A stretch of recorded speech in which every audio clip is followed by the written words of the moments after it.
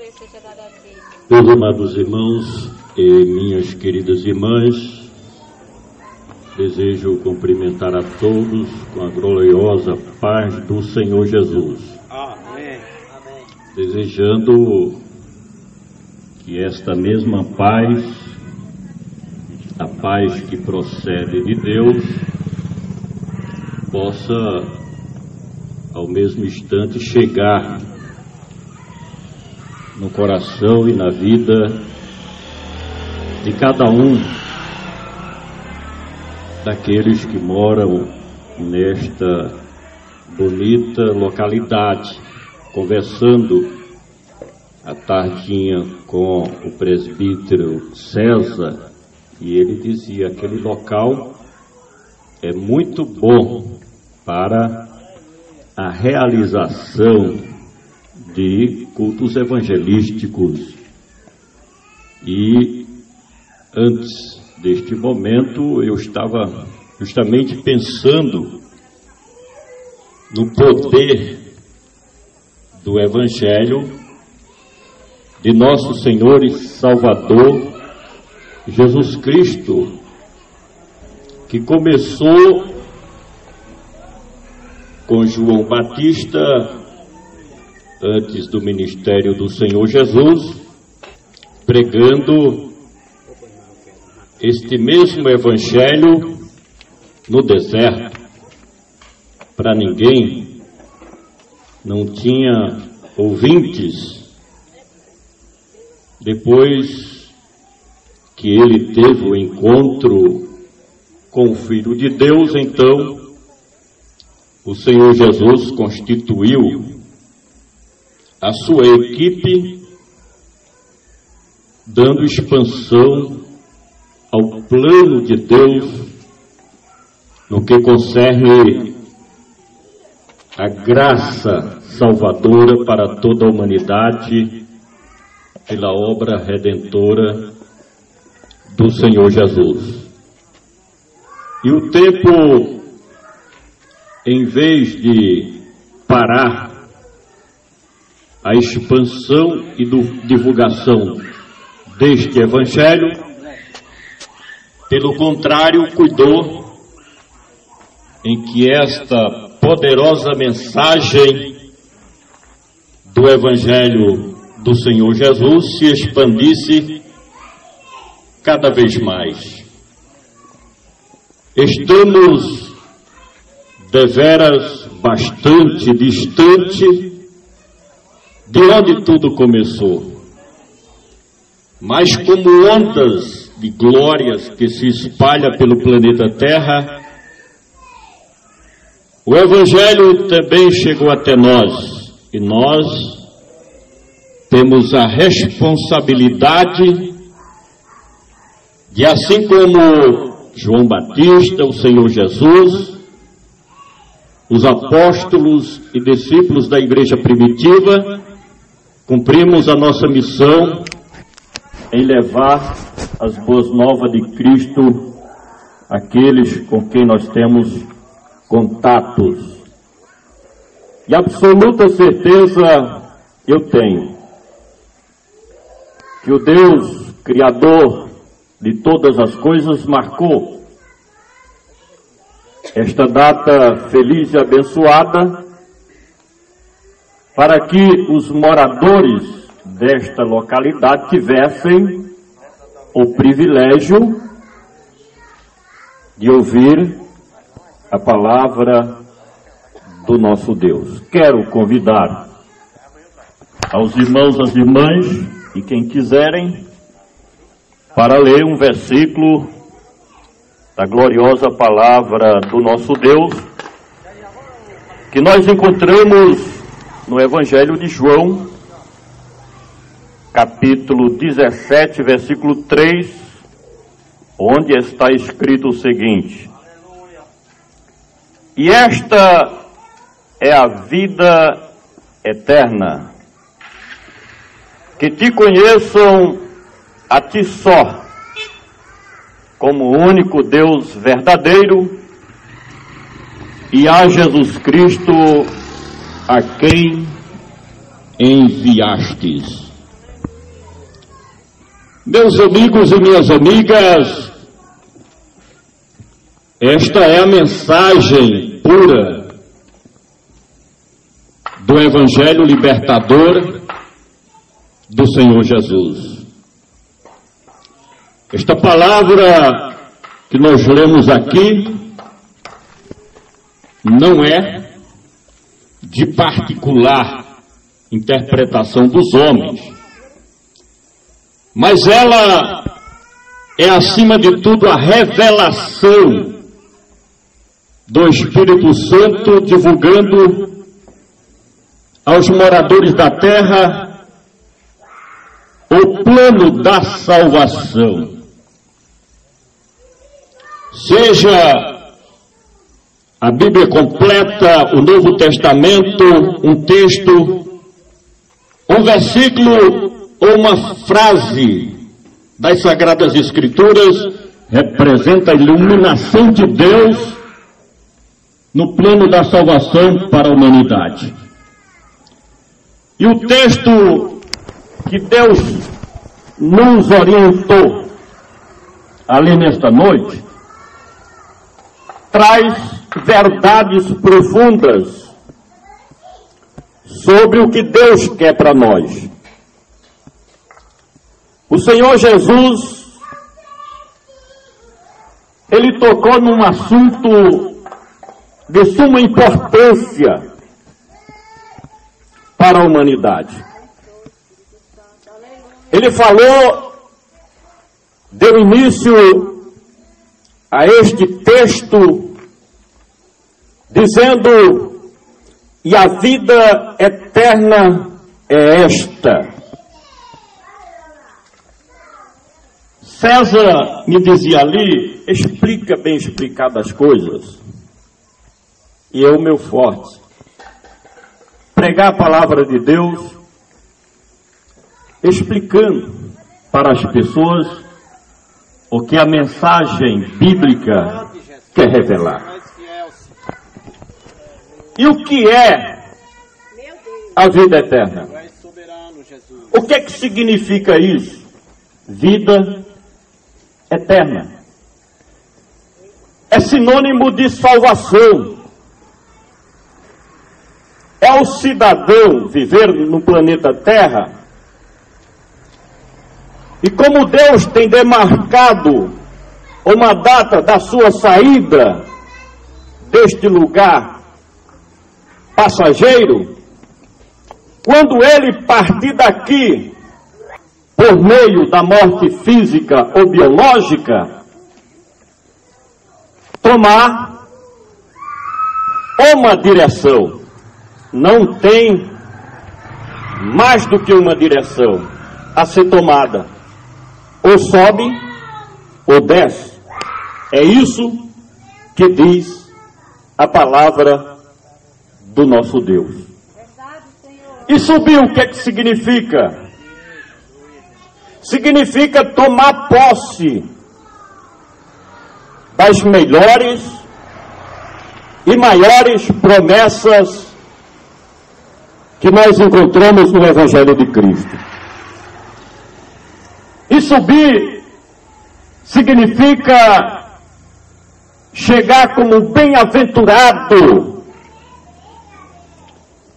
na presença do Deus que fez os céus e também a terra. Subir significa ter a esperança de morar na Nova Jerusalém, uma cidade feita de ouro puro e cristal resplandecente,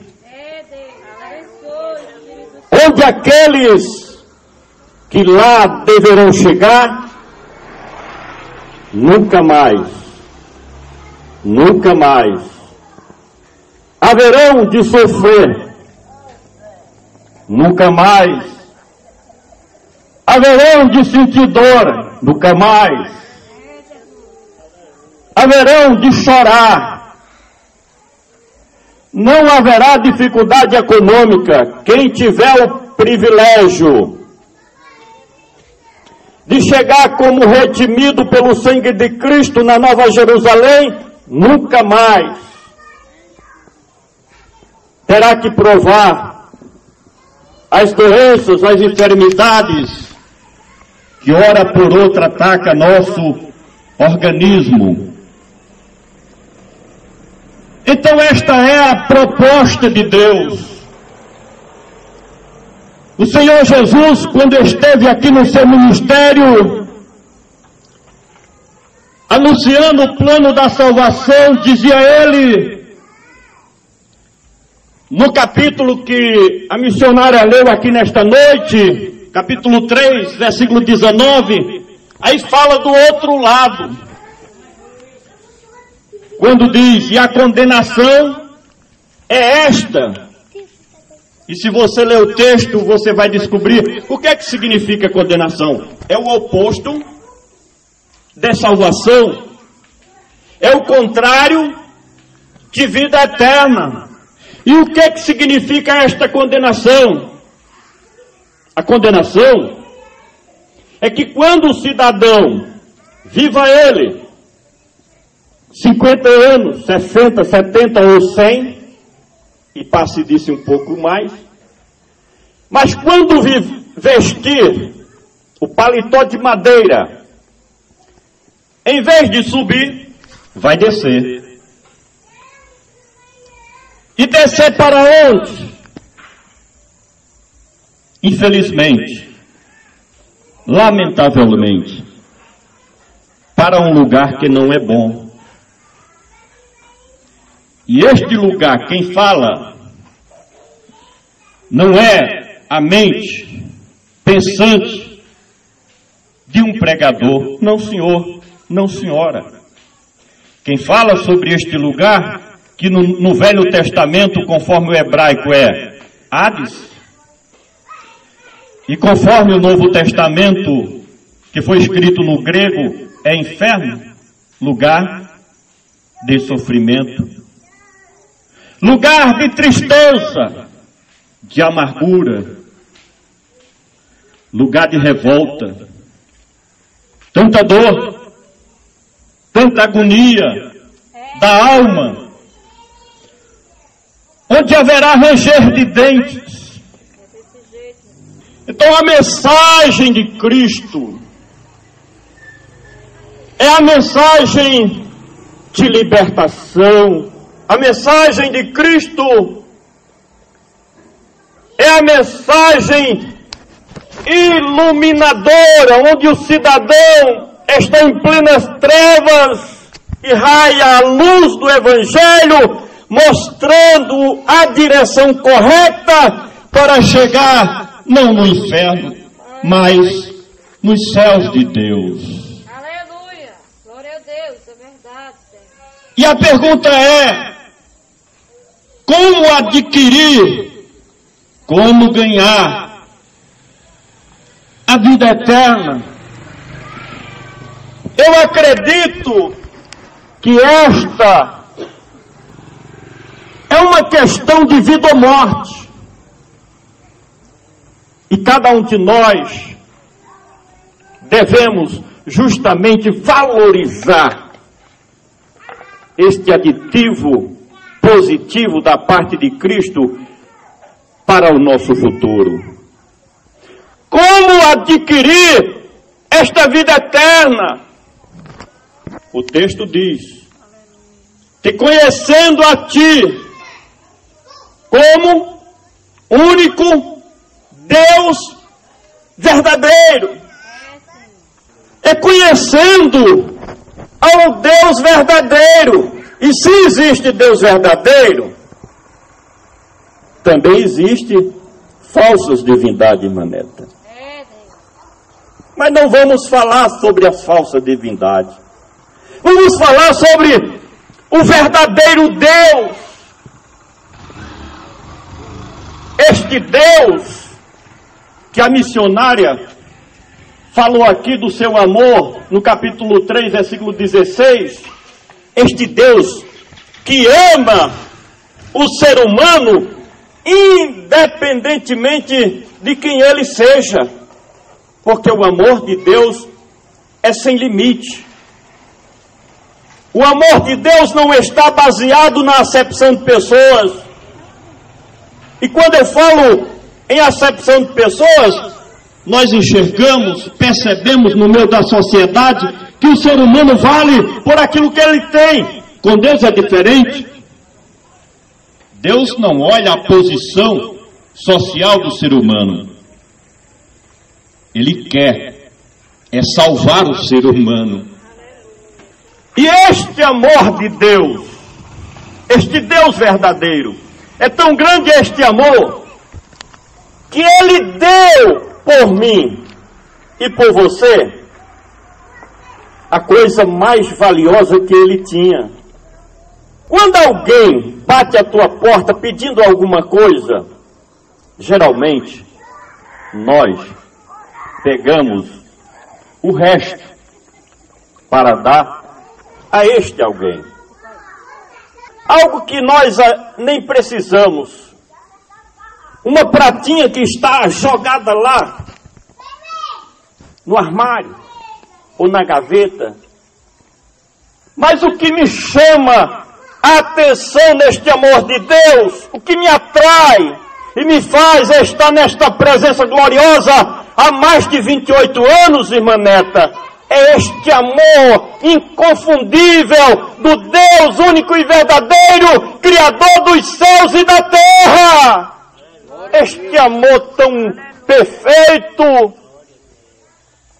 que nós não merecíamos este amor. Nenhum de nós. Não, senhor e não, senhora. Eu costumo dizer que quando Deus tomou uma atitude positiva a favor da humanidade, estava no seu limite. No seu limite. E o que é isso? É que a mesma Bíblia que fala sobre esse Deus de amor, é a mesma Bíblia que fala que Deus, Ele toma vingança dos seus inimigos. É a mesma Bíblia que diz que Deus é um fogo consumidor e que coisa horrenda é cair na mão de Deus.